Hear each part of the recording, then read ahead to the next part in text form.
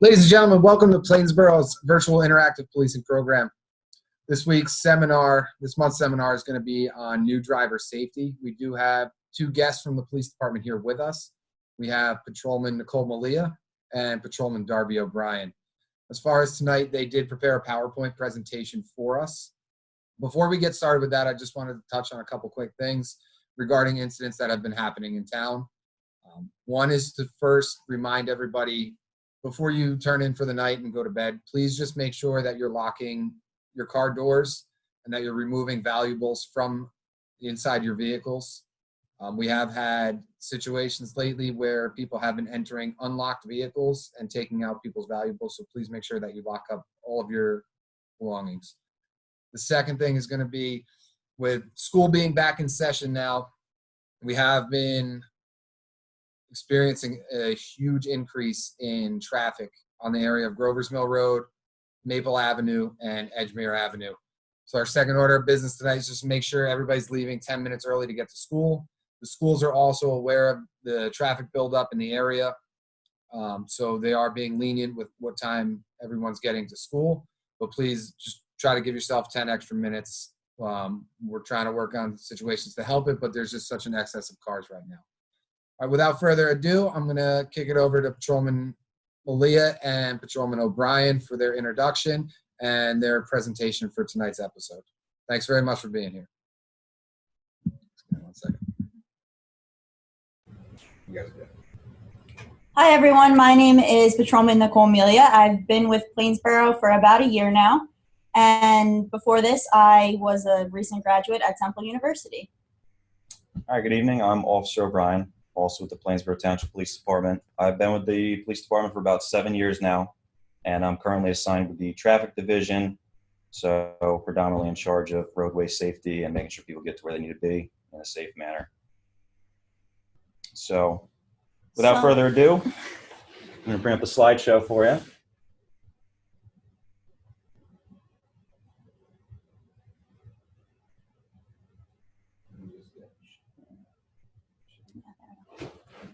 So we made a PowerPoint presentation on new driver safety. There are just a couple things that we wanted to discuss.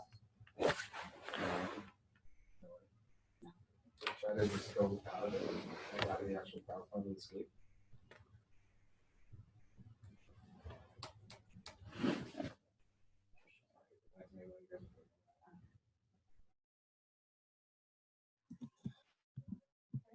All right, guys, just give us one moment here. The PowerPoint presentation seems to have been a little bit jammed up. They're trying to work on it right now to get it going. All right, I'm going to send you guys back over to them now.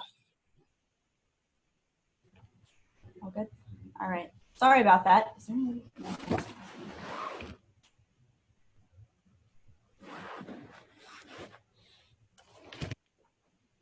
So just to start, gonna just bring up a few statistics. Young drivers, teens, and distracted driving. In 2019, 2,042 people were killed in crashes involving a teen driver between the ages of 15 and 18 years old. This is just something I found, what parents can do to reduce crash risk amongst teens. Talk and educate your teen about the dangers regarding drug and alcohol use, the importance of not using handheld devices while operating a motor vehicle, and the usage of seatbelts and safety harnesses while operating a motor vehicle and while you're also a passenger in a motor vehicle. Be a good role model. Remember that your child is always going to look up to you, even as a new driver and even outside the motor vehicle. Setting aside some time to talk to your teen and practice driving, even after the driver's license is obtained. This technique can improve basic driving skills. So just to piggyback on that, as a parent, it's really important for you to be involved with your children, especially as they begin operating on the roadway. If we're interacting with them from the police side, they've usually done something wrong at that point. So our goal here is to intervene before they get out onto the roadway. And the best way to do that is to teach them those driving habits that you've developed over 10, 15, 20 years of you driving on the roadway.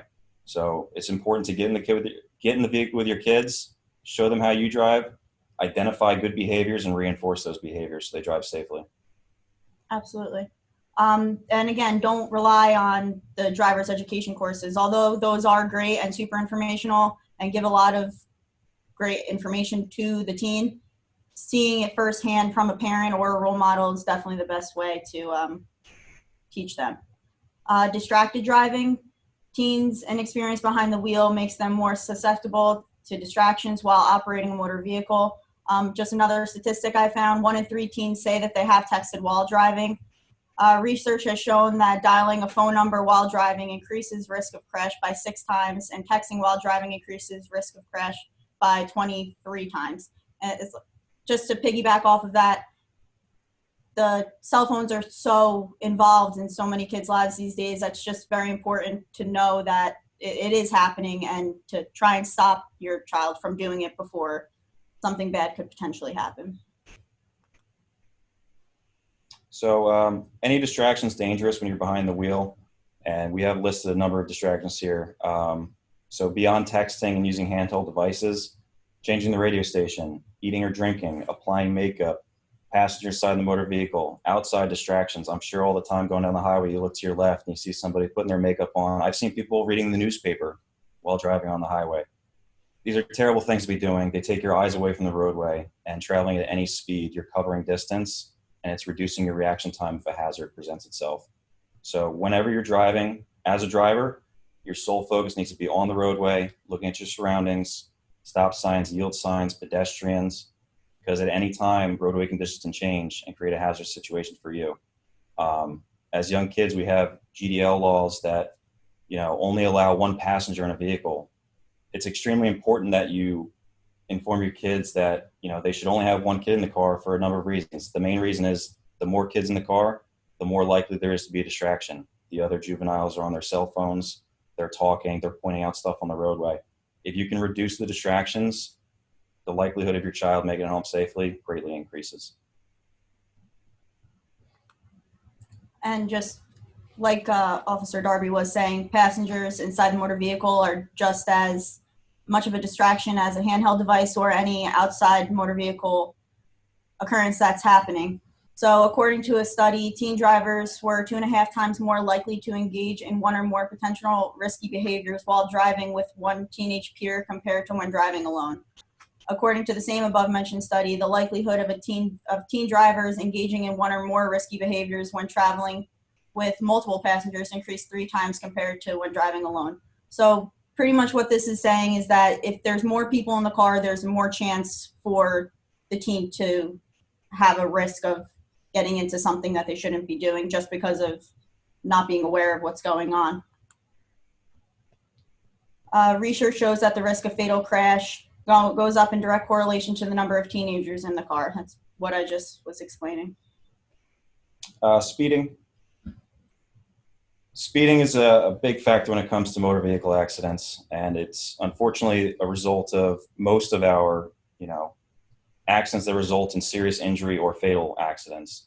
So being that good role model for your kids and showing them that, it's not okay to be speeding is extremely important. It's this critical safety issue for teen drivers. A lot of times they overestimate their ability to operate a vehicle. They're new. They don't understand how the vehicle operates in different roadway conditions and what the vehicle is actually capable of and what they're capable of as a driver of that vehicle. In 2019, excessive speed was a contributing factor in 27% of all fatal crashes that involved teen drivers. A study by the Governor's Highway Safety Association found that from the year 2000 to 2011, teens were involved in 19,447 speeding-related crashes.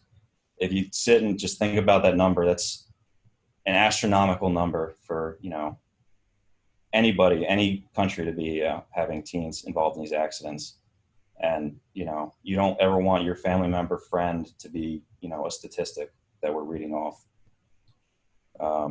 Teens should be especially aware of their speeding or their speed during inclement weather or other roadway conditions, including but not limited to traffic stops, unlevel roadways, winding roadways, and outside the vehicle distractions. So it's important to enforce with your kids that the speed limit is just that. It's the limit to which they need to go or which they can go. All right. Iterate to them that rainy weather, snow, fog, roadway conditions like potholes, if you're driving down a gravel roadway, you need to bring that speed back so you can better operate your vehicle in a safe manner and, we'll get some other things on the next slides. Absolutely. And like Officer Darby was saying, the reaction time is going to change with all these different things, especially with weather. So speeding continued. The importance of knowing the science behind speeding. Speed increases the distance in the vehicle while the driver is reacting to danger. Speeding increases the crash energy and braking distance. So that's pretty much what we were saying before.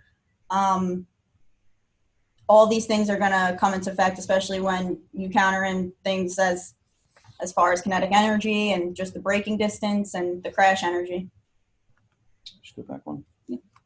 So a little study I found online before I came in here is speaking about reaction times of things in the roadway and how speed is a factor in accidents. So a typical reaction time to perceive a threat, such as a deer or a child entering the roadway, is about 3/4 of a second. Then you have to add another 3/4 of a second to decide and act upon what you're seeing entering the roadway, the hazard that presented itself. So right there, you have 1.5 seconds of time that's passed. If you're traveling at 55 miles per hour, which you'll commonly find on Route 1 in our town, or 50-mile-an-hour roadways in our town, such as Scudder's Mill Road, you've traveled 121 feet in the time it takes you to just move your foot from the gas pedal to the brake pedal.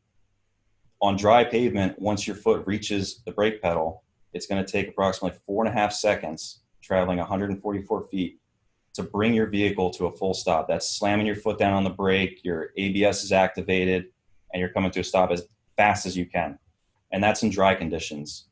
In wet conditions, you travel 183 feet to come to a full stop. So in essence, you're traveling between 265 feet and 303 feet, almost a football field, to come to a full stop at 55.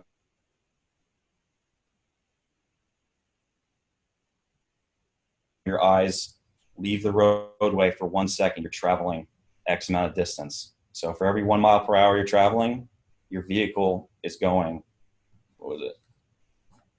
I think it's 1 foot, 1.477 feet. For every 1 mile per hour you travel, your vehicle is going to travel 1.4667 feet per second. So, start multiplying that by highway speeds, your vehicle's traveling very far over a short period of time, further than it seems. So. Okay, so another contributing circumstance would be alcohol and drugs. Remind your team that underage drinking is illegal and that driving under the influence of any impairing substance, including illicit over-the-counter prescription drugs, could have deadly consequences. According to the Centers for Disease Control and Prevention, teens are more likely to be killed in alcohol-related crashes. Just very important to go over that alcohol and drugs should never be used while they are operating a motor vehicle, and they should never get into a car with someone who they believe is under the assumption of any alcohol or drugs. You should always speak with your provider when you're taking prescription drugs. A lot of times they'll just prescribe something, you're not sure if you can take it while operating a vehicle. Check with your provider, because I've seen it. I'm sure the other officers here have seen it. Somebody's driving behind the wheel and they're like, oh, I'm just taking this for some pain. Well, that's a narcotic typically, and they shouldn't be operating the vehicle. So check what your medicines are doing, know how they interact with your body.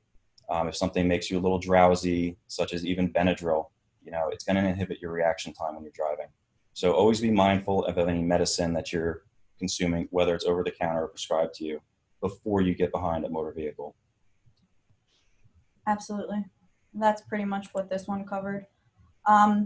Again, just make the consequences clear. Remind your team that operating a motor vehicle while under the influence of drugs or alcohol can result in the loss of a driver's license, court costs and fees, and could potentially compromise academic eligibility and college acceptance, scholarship awards, and possibly jail time. I think it's really important to try and stress the academic eligibility and the college acceptance.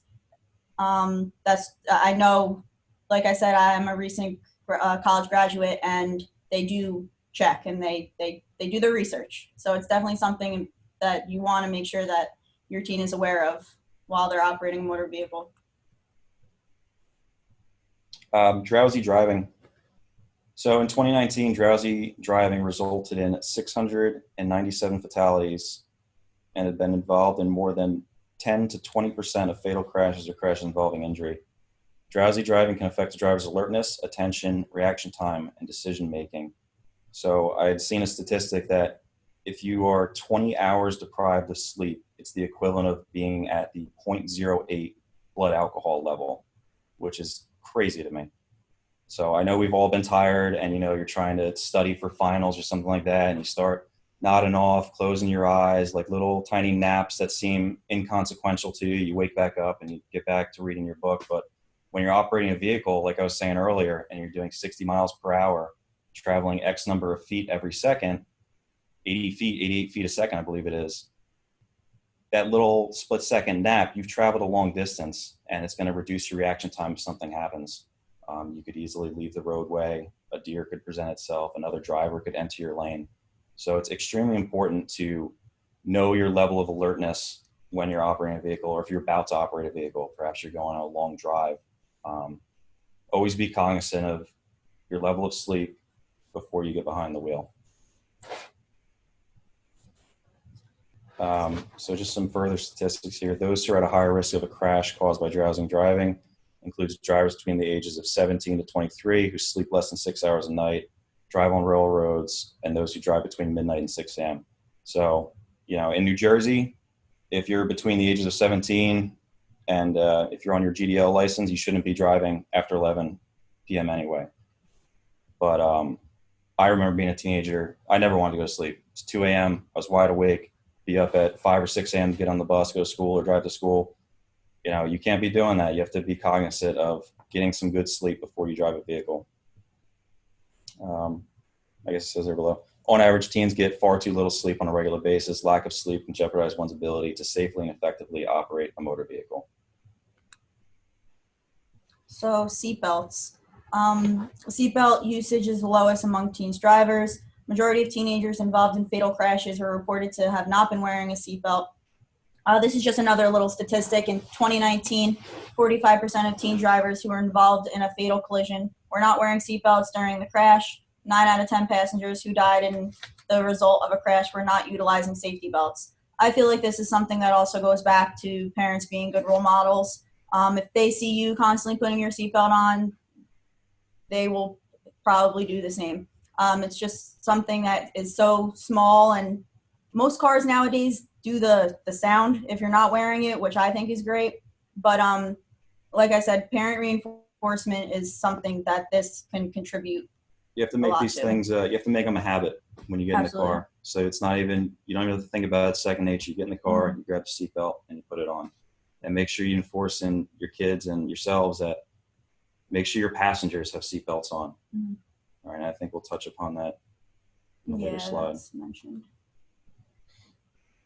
So failure to wear a safety harness, wearing a seatbelt is a law, and also one of the easiest and most effective ways to reduce the chances of death or serious bodily injury during a crash. The consequences are included but not limited to a fine, injury of death in the event, injury of death or any injury in the event of a motor vehicle collision. Like we were saying, it's just something so small that can easily be done if you just take out a couple seconds. Starting the conversation early. Motor vehicle collisions are the leading cause of death for young adults between the ages of 15 to 18 in the United States. Talking is important, but action is better. Show your kids safe driving behavior. Again, I feel like we're really harping on that, but showing them that the good way to drive a motor vehicle is the best way that it's guaranteed that they will do so. Start by modeling good habits, turning off your cell phone or handheld device and just putting it away, putting it in the glove box, out of sight, out of mind, buckling your seatbelt before starting the motor vehicle. Yeah, the biggest thing I think we can harp on is cell phones. We live in such a connected age where everybody's always on their cell phone. The second you get out of bed in the morning, you're on your phone checking your emails and whatnot. Every generation's getting more and more attached to these phones. Making sure you have the conversation with them about not texting and driving. Find videos online. It's incredibly important to make sure that you're not distracted while driving. And the cell phones are the biggest distraction we have in the car. Especially when you're alone, you're sitting at a traffic light. You see it all the time. We're driving around. People pulling their cell phone out to check their Twitter or their Instagram or their Facebook. it can be extremely dangerous, as we've mentioned with all of these statistics. 1 out of every 4 car accidents in the United States is caused by texting and driving, which is an incredible number when you think about the number of accidents there are in a given year. And honestly, sending a text message or taking a phone call or adjusting the radio isn't worth the headache and hassle you're going to have to go through if you get into a fender bender, at the minimum, and you have to deal with getting the damages fixed to your car, your insurance rates going up, disappointing your parents or your family because you wrecked the family car. And at its worst, getting injured or injuring somebody else because you couldn't wait to send a text message. So it's extremely important to talk to your kids about, and have a conversation with yourself, be a little introspective about your cell phone usage when you're in the vehicle. After that, the things, instilling habits of wearing a seatbelt immediately is important, and everything else should follow. Just these good driving habits that you should be instilling with your children and having open conversations with them. So these are just some safety tips for safe driving amongst teens. Picking a safe car, I know that everyone wants a cool, fast car, but having something that is fast is going to enable them to drive faster. Enroll your teen in a safe driver program or a driver's education course specifically for new drivers and teens. Like I said, go above and beyond. Although I'm sure that the course they give at the high school to obtain their permit is great. It doesn't hurt doing an extra couple steps and enrolling them in a different educational program. Discuss the dangers of drugs and alcohol use. Understand the dangers of distracted and impaired driving. And like I've been saying, as a parent, be a good role model. Continue safety tips. Make sure you're obeying the speed limit. Excessive speeds give a delayed reaction time, as we've stated, with the amount of distance a vehicle travels in a given second. Make sure you're using your turn signals to alert other drivers of your direction of travel. Make sure they're not last-minute turn signals and you abruptly change lanes. You should give advance warning of about 100 feet before applying brakes or changing lanes. Focus on the driving and the conditions around you. Constantly be reassessing the environment. Is it starting to rain a little bit? Are my windshield wipers on? Okay, my windshield wipers on. I got to turn my headlights on so people can see me coming because visibility's been reduced. Are other cars going slower ahead of the car directly in front of me? Should I start slowing down and giving myself more distance to the car directly in front of me? Always be aware and monitoring your environment. Make sure you leave for your destination early, giving yourself plenty of time. Try to backwards plan from when you have to be somewhere. Look at Waze, look on Google Maps, figure out the amount of time it's going to take you to get there, and then add an extra 10 minutes to your time for travel. It never hurts to be early. It's one of the number 1 reasons people say they're speeding is because they're late to be somewhere. And make sure you limit the number of passengers you have in the vehicle, especially when you're younger, because again, they become distractions. You get caught up in the gossip or them texting or pointing things out. So reduce the number of people in the car, and you'll be able to focus a lot more on the roadway. So here are some more safety tips. Make sure the vehicle is safe and well maintained. What I always suggest is showing them at what mileage they should get an oil change. I know it sounds very minor, but it's something that some kids aren't taught, and even tire rotation, just certain stuff that can really keep the vehicle safe. Starting slow and simple, starting in a parking lot, starting in a well-lit area that that your teen is familiar with, just stuff that can get them going in a slow and safe manner. Talk about driving, enforcing a curfew, and ride with your teen occasionally to monitor his or her driving skills. And like I said, even after the license is obtained, it wouldn't hurt just driving around with them anywhere, even if you guys are just going food shopping, somewhere very simple, having them drive and pointing out something that you noticed and just using some constructive criticism to enhance their driving skills. You can stop the screen share on that, and then I'll keep it over.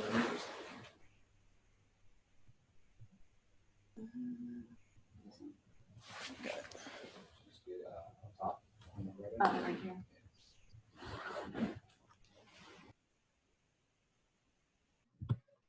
All right, so that was a very informative presentation that you guys just put on for us. Thank you very much for doing it. I know the last slide did say questions, and we did receive one while you guys were presenting. I didn't want to interrupt you because you guys were providing awesome information for new drivers here. The question that came up was if a child's car doesn't have, it's an older car and it doesn't have Bluetooth built into the speakers of the vehicle, is it okay for them to hold the phone in their hand on speakerphone, even if they're not looking at it? Just give me 1 second and I'll unmute you. So the short answer, abrupt answer to that is no. You shouldn't have anything in your hands. Both hands should be readily available to access the steering wheel. You can look online, try to find some devices that might be able to hold the cell phone for you in a cup holder. But in general, we would advise not to be on the cell phone at all while you're driving, because when you're talking to somebody on the cell phone, your mind is on that conversation and not on the roadway and the changing conditions. So even with Bluetooth, it's a distraction, and you should try to avoid it as much as possible. It should never hurt anybody's feelings if you answer the phone and say, I can't talk right now, I'm driving. I'll call you when I get to where I'm going. And it'd be important that if you're on the receiving end of that, to be understanding. Do you have anything to? Absolutely. Kind of like Officer Darby was saying, there are so many things online. I understand that we're in a generation where we're constantly using cell phones, and that's how some people get around, using different navigations. But there are things that you can buy to make the car Bluetooth safe.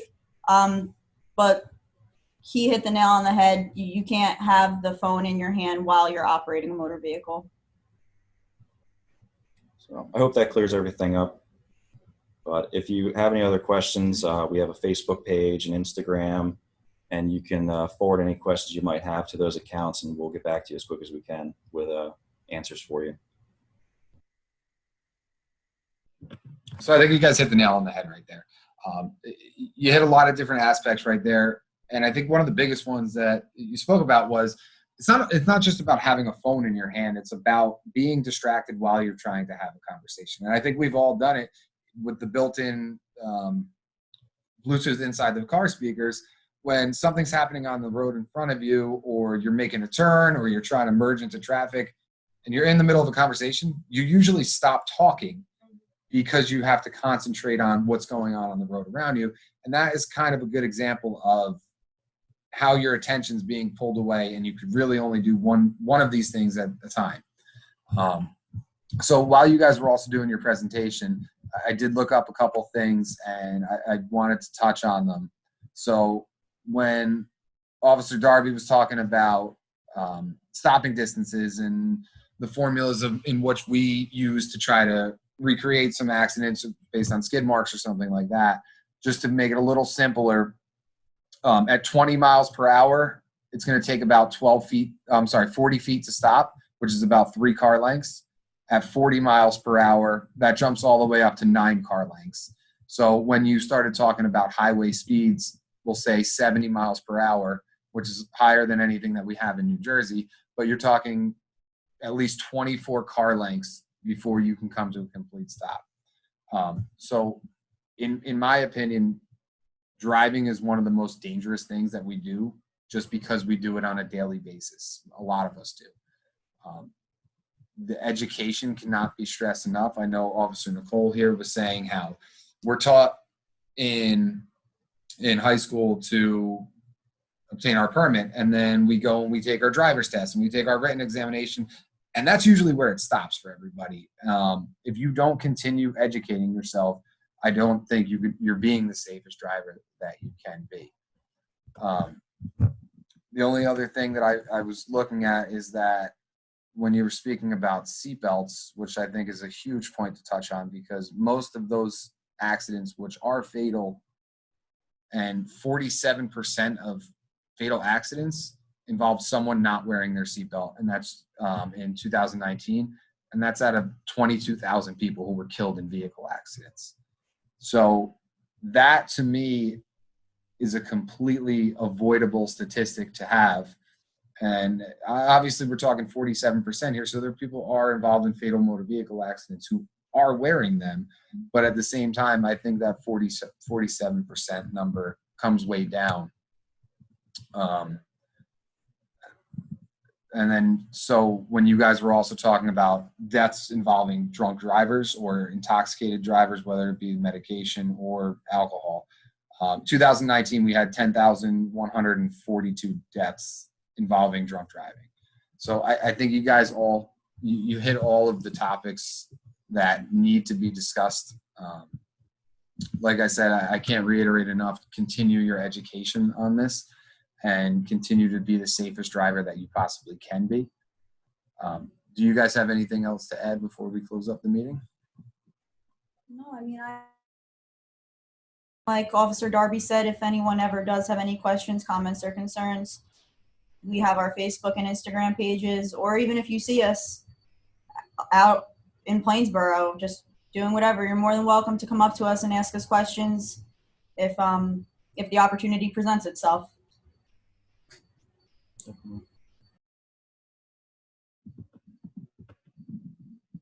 right, so I just want to close out by, again, thanking Officer Nicole and Officer Darby for being here tonight. They gave us a lot of information that was really amazing information and spot on. I've been in law enforcement for 10 years, and every single thing that they've discussed tonight, I've seen firsthand, as well as them.